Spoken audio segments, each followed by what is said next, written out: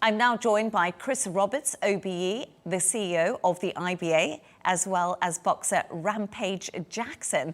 Thank you so much, both of you, for joining me. Chris, I just actually want to begin with you. So let's start with you. It's the men's final tomorrow. Who has impressed you so far? Yeah. And who will fans be really watching out for?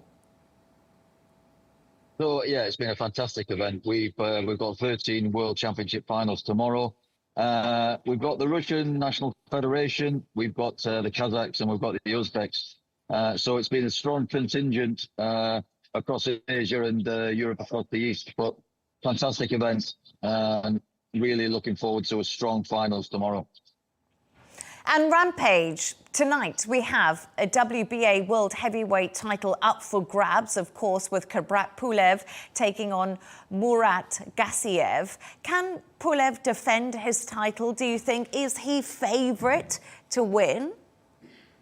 I think Pulev has a good chance of keeping his title, but you can't count out that. He's really good as well. So I'm looking forward to a great fight. So it's really interesting because I had a look at some statistics. I had them with me, but I've seemed to have lost them. Rampage, I'll come to you. Because Pulev's not young. He's 44 years old. He's fighting someone slightly younger than him. Do you still think he's got gas in the tank? Well, it's all about the dog in the fight. Sometimes age is just a number, but statistics does show that a younger man wins more often, but hopefully he can pull it off. Come on, let's give him a break.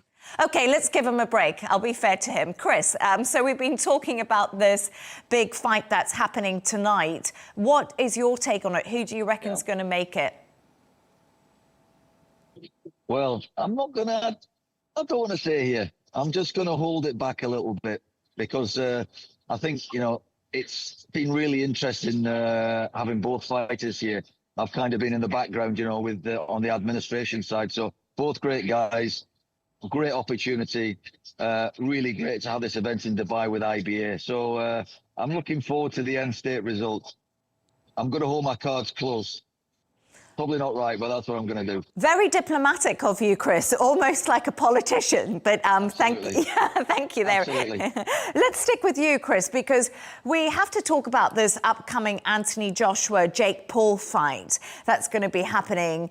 And many are saying that this event would be banned in the UK. I don't know what your thoughts are on this event, but do you agree that it shouldn't go ahead? I think there's a lot of great, it provides opportunity, and I think it's a really great thing that is happening in sport. We've got to look at the sporting ecosystem. It's not just about what we're we're talking about politics and other bits and pieces, but for me, I think this is just great for the public. It's great for the sports. And again, really, I was talking today to Johnny Nelson about this, and we're really looking forward to what that may bring.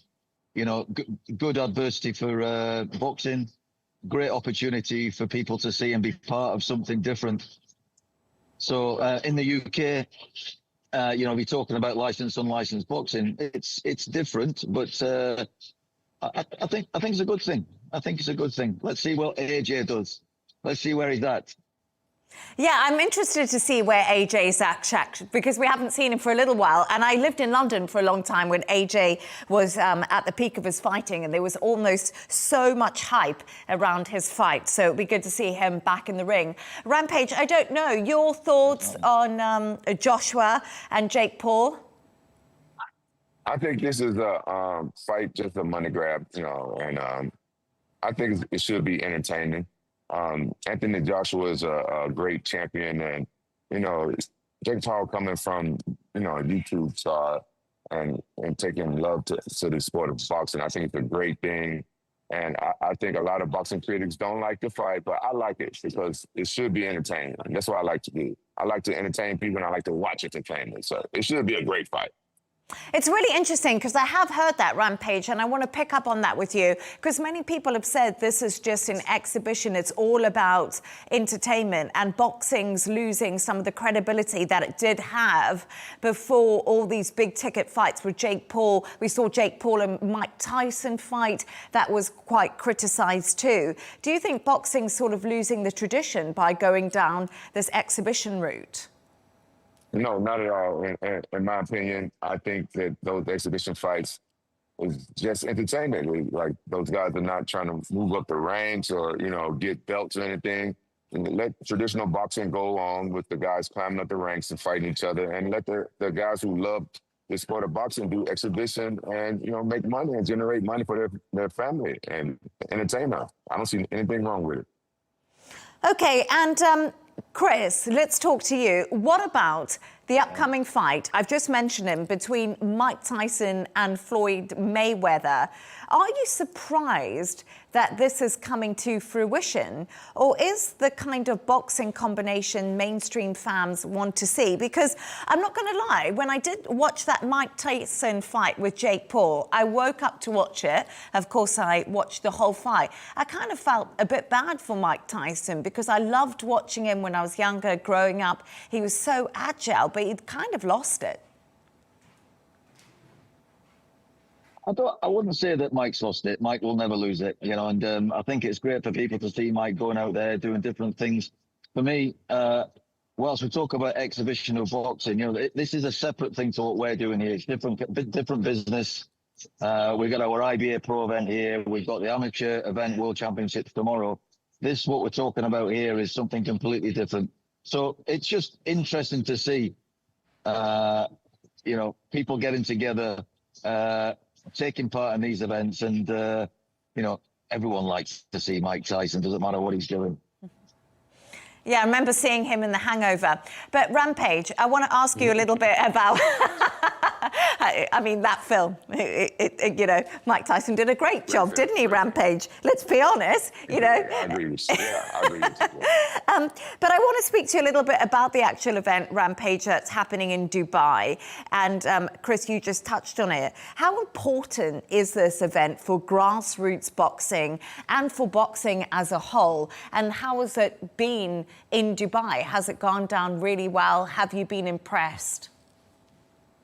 I've been very impressed with this event. I've never seen such a big crowd at an undercard event, and the main card is about to start. And what they're doing for the amateurs is unheard of. They're giving like a large pool of money.